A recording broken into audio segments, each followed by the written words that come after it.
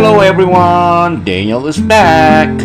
For today's video guys, I just would like to flex kung anong merong ulam ako ngayon.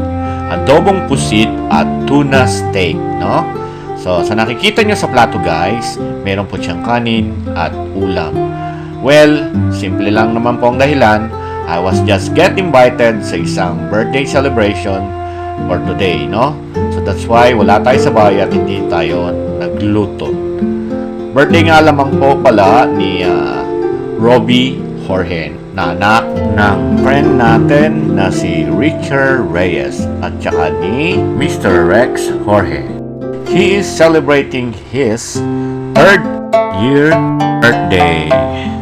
So let us greet Robbie, our bundle of joy ng happy birthday Robbie. Napakadami po pala talaga ng handa ni Robbie, no? Nakita nyo, meron naman siyang cake. Meron pa ho siyang lumpiang Shanghai. At syempre, hindi mawawala yung masarap na spaghetti na luto ni Kumaring Jenny ko, no? Napakasarap po niya. Anong panama ng Jollibee spaghetti, no? Syempre, ang kinuha ko dyan, yung kakaiba. Adobong pusit, no? Napakasarap po ng adobong pusit na yan. Syempre, talagang nag-exert pa po ng effort dyan si Ma'am Richard Reyes para lang maging ganap ang tinatawag na pagdiriwang, no?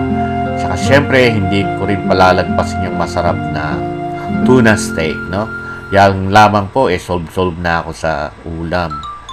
Syempre, meron din pong fried chicken na niluto rin ni kumare ko, na napakasarap po talaga.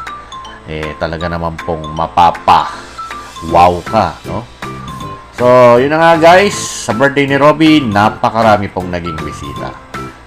Siyempre, kasama tayo dyan, no? Na imbitahan tayo at nakisaya sa maiksing selebrasyon sa araw ng karawan ni Robbie Jorge. Puro halos bata nga po rin ng imbitado, kabilang na si Rogue, no? Naabutan ko nga po pala yung anak kong bunso dyan na naging imbitado rin sa birthday ni Robbie Jorge, no? Napakasarap po talaga ng mga handa niya, lalong-lalo na yang walang kamatayang lumpiang Shanghai ni Maring Jenny, no? Dapit hapon na guys, sige pa rin ang dating ng mga bisita upang makibahagi, makisaya, makibulo sa kaarawan ni Robbie. Kaya yun na nga guys, ako po ay nagpapasalamat ng lubos sa mga sumatangkilik at tatangkilik pa sa aking mga maiksing kwento, no? Na ang layunin ay maghatid ng tuwa at saya. Thanks for watching.